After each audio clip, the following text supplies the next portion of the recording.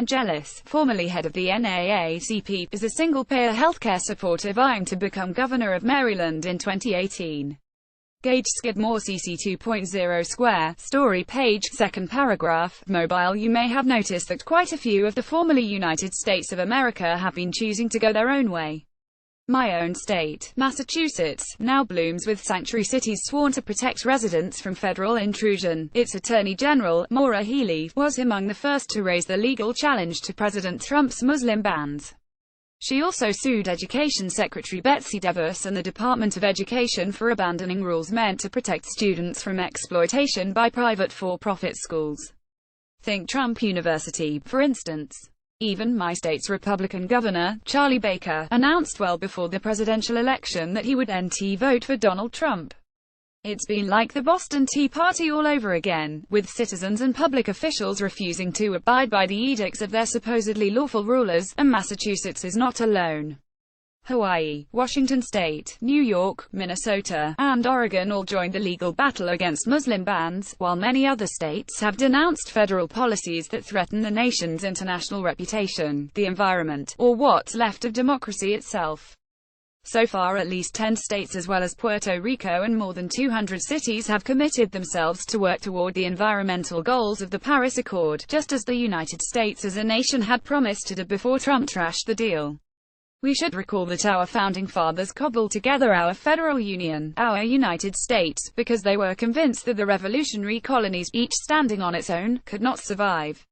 For a time, the Civil War did then tear the Union apart, and, a century and a half later, here we are, overstretched and teetering under the rule of an administration whose allegiances, if any, are far from clear. But there's no denying a new spirit in many states worthy of the Gadsden flag of revolutionary times which warned, beneath the drawing of a distinctly American rattlesnake, "Don't tread on me." Advertisement square, side-wide, desktop advertisement square, side-wide, mobile. Some prospective political challenges to the current feckless crew in Washington go even further. Take, for example, Ben Jealous, former head of the NAACP, a Democrat now vying to become governor of Maryland in 2018. He's not the only Democrat running for that position, but he's the one endorsed by Bernie Sanders. Jealous advocates something a bit vague called climate action plus a $15 minimum wage, an end to mass incarceration, the protection of immigrants, and, get this, statewide single-payer Medicare for all.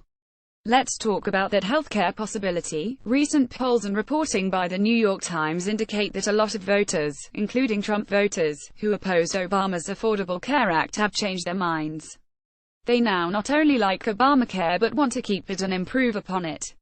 As one man in Pennsylvania told the Times, "I can't even remember why I oppose it."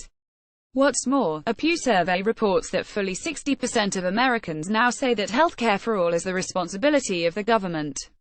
This awakening has been prompted by the unexpectedly enlightening spectacle of belligerent Republicans smuggling tax cuts for the rich into their very own totally man-made plan to deprive tens of millions of Americans of their bodily well-being. West Virginia Senator Shelley Moore Capito, a Republican, drove a stake through the heart of her party's second healthcare plan with a single comment: "I didn't come to Washington to hurt people," after Trump harangued a crowd of 40,000 at the Boy Scout Jamboree held in Capito's home state, telling them that they better get Senator Capito to vote for a third Republican healthcare plan. She changed her mind, opting to hurt people rather than the president. The stars align. This combination of circumstances, the newly rebellious spirit of the states, the collapse of the corrupt Republican Congress, and the absence of executive leadership as opposed to tweet storms, comes as part of a propitious realignment of astral constellations in America's natal chart. It suggests an opportunity to change course and take action. Bernie Sanders argued for just such a change during the Democratic presidential debates last year. Remember, he tried hard to push lessons to be learned from the Scandinavian social democracies Denmark, Sweden, and Norway. Every international evaluation rates those countries among the most successful and happiest on the planet, but Sanders proved unable to sell their ideas to Americans. His own understanding of social democracy was on the foggy side, and that taboo word socialist kept getting in his way, but right now might be just the moment to try again. Take Ben Jealous and his statewide Medicare for All plan. We're talking about a single-payer universal system that would cover every resident of his state, regardless of the condition of his or her health, and with no insurance companies jockeying for profits in the mix. Such a simple system is the one used by all the Scandinavian countries.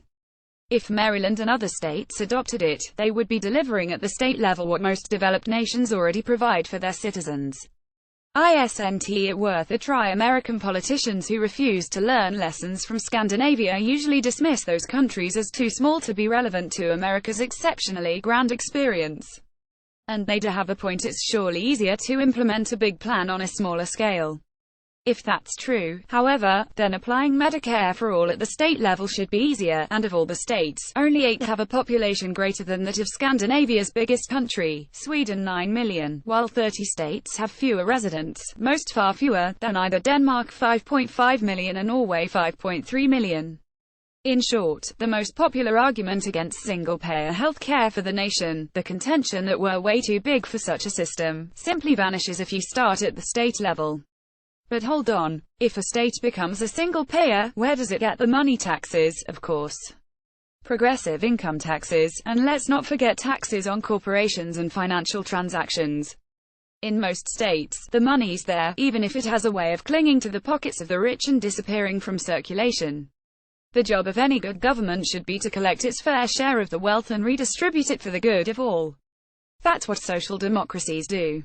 That's why they're called social democracies. Raising taxes on the rich in the United States, however, would take some persuasion at first, partly because so many of them seem to have lost all sense of obligation to others, and also because most millionaires claim to have worked hard for the money, and damn it, it's theirs. Not that you would know it in this country, but a larger tax bill more than pays for itself in the social benefits it buys and overall population in better condition and probably significantly less desperate, angry, and violent, a healthier, more reliable workforce, kids in better shape who don't miss school as often, and a widespread feeling of well-being, of knowing that you will indeed get the care you need and that no one will be left behind. When Senator Capito claimed that she didn't want to hurt people, surely she spoke for most Americans. Nonetheless, there's another reason that American politicians disdain the Scandinavian example, and it may, on first glance, seem far more compelling. Those countries are not only small but to a significant degree ethnically homogeneous. So naturally, Norwegians don't mind helping each other, since they're all essentially alike, or so the argument goes anyway. On the other hand, diverse and polarized Americans are never going to be persuaded to let the state pick their pockets for the good of other, very different and presumably less deserving people. And let's admit it, the opposition does seem to have a point. Scandinavian social democracies are indeed among the most stable in the world. What's more, they are economic democracies, that is, they have the world's smallest gap between their upper and lower income earners. Their citizens are just about as equal to one another as it's possible to become on our present planet.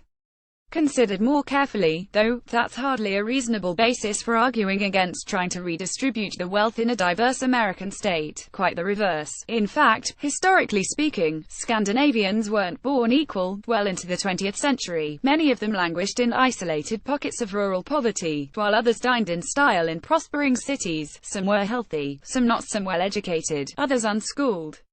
Some had good jobs, others none. To overcome such disparities and engage all their citizens in the project of democracy, Scandinavians worked hard to create forms of government and social policies that made people ever more socially and economically equal. In Norway, for example, workers led the struggle for fair employment laws, gaining compensation for accidents in 1894, unemployment in 1906, and illness in 1909. Socially conscious political leaders worked to harness the nation's wealth and used it to meet the basic needs of all men and women for healthcare, education, and employment, as well as for the special needs of children, the elderly, the disabled, and others. In short, when you radically equalize wealth in a country, even in increasingly multicultural ones like those of Scandinavia, you unite disparate people.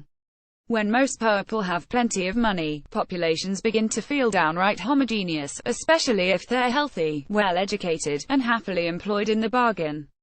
Scandinavian economists will tell you that social democracy developed out of pure self-interest. These were, after all, poor countries that learned one simple lesson fast: their strength and well-being lay in solidarity. They invested in the future by investing heavily in children. Just think for a moment about all those well-established Scandinavian programs that American feminists keep talking about: paid parental leave, early childhood education, and excellent, free, equally well-funded public schools and universities for all. Could such giveaways be in the nation's self-interest? You bet. Scandinavian societies were, and still are, intent on developing a workforce of the future that eventually will care for the very elders preparing the way. The road ahead were he elected. Could Ben Jealous actually put any of these ideas to work in Maryland? The state has already laid some significant groundwork for his ideas, but really, who knows? Instituting a single program statewide, like Medicare for all or equal investment in public schools, could prove to be a breakthrough experiment for this backpedaling nation. It might also be a reminder that such acts of solidarity worked well once upon a time, even in America, under both President Franklin Roosevelt's New Deal in the 1930s and President Lyndon Johnson's Great Society in the 1960s. Real social democracy, however, is far more than a few isolated programs. It's a complete system of reciprocation that is incessantly subjected to adjustment and fine-tuning. Today, the comprehensive welfare state that characterizes Scandinavian social democracies has largely moved beyond political ideology.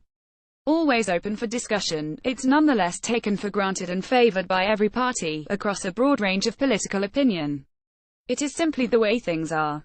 Yet social democracy might not have developed at all had it not been for the leadership of the working class, a strong alliance of labor and farmers, and the undeniable claims of women. In that Democratic presidential debate last year, Bernie Sanders argued that we should look to countries like Denmark, like Sweden and Norway, and learn from what they have accomplished for their working people. But HES got that slightly backwards. For a real lesson in inspirational history, we should learn from what the working people of Denmark, Sweden, and Norway accomplished, and are still accomplishing, for their countries. Social democracy doesn't come from the top down, it's people's politics at its best. Unfortunately, it seems way too late to count on America's working class to lead this country to social democracy. Here in the US, the plutocrats crushed labor long ago and corporatized the farms women were turned back in the 1970s, social welfare in the 1990s. Who even remembers exactly when the working class or the poor fell, or were pushed, off the edge of the political map? A woman worker in an Indiana factory where candidate Trump promised to save jobs, speaks now as workers are let go and the plant moves to Mexico of his having blown smoke up our asses with a sneaky kind of shit-eating grin on his face. The Democratic Party, once the party of the working class, lest you've forgotten, has just announced yet again its intention to devise an agenda that will resonate not with workers but with the middle class. Meanwhile, working-class Americans, some still wearing their Trump hats, turn their gazes upward and wait for something, anything, to trickle down, so have no illusions. A single experimental program like statewide Medicare for all, coupled with the taxes to pay for it, won't transform this country into a social democracy. Nor, on the other hand, is it likely to lead to the dissolution of the Union and a second civil war. Still, a single program launched by a single state is better than none. And it just might work. If it does, states can look to the Scandinavian toolbox for other projects. What's more, a good idea in one state may prove contagious, as we've seen with the rise of sanctuary cities and pledges of allegiance to the Paris Accord. States are learning from the consequences of bad ideas too, including the catastrophic financial collapse of Kansas after its Republican governor's stubbornly stupid Reaganomics tax-cutting regime. Some states, like Massachusetts, are even taking inspiration from their own feistiness. In California, Governor Jerry Brown told the Los Angeles Times that if Trump shut down the U.S. satellites gathering climate change data, California will launch its own damn satellite. Sounds good to me, but for now, as a healthy, happy Medicare recipient myself, I've got my eye on Maryland and statewide Medicare for all. Ann Jones, a Tom Dispatch regular, went to Norway in 2011 as a Fulbright Fellow and stayed on for years because it feels good to live in a social democracy where politics matter, gender doesn't, and peacemaking is the nation's project. She is the author most recently of They Were Soldiers: How the Wounded Return from America's Wars, The Untold Story, a Dispatch Books original. Follow Tom Dispatch on Twitter and join us on Facebook. Check out the newest Dispatch book, John Dower's The Violent American Century: War and Terror Since World War II, as well as John Pfeffer's dystopian novel Splinterlands, Nick Turse's Next Time They'll Come to Count the Dead, and Tom Englehart's Shadow Government Surveillance, Secret Wars, and a Global Security State in a Single Superpower World. Copyright Ann Jones 2017. If you have trouble leaving a comment, review this help page. Still having problems? Let us know. If you find yourself moderated, take a moment to review our comment policy.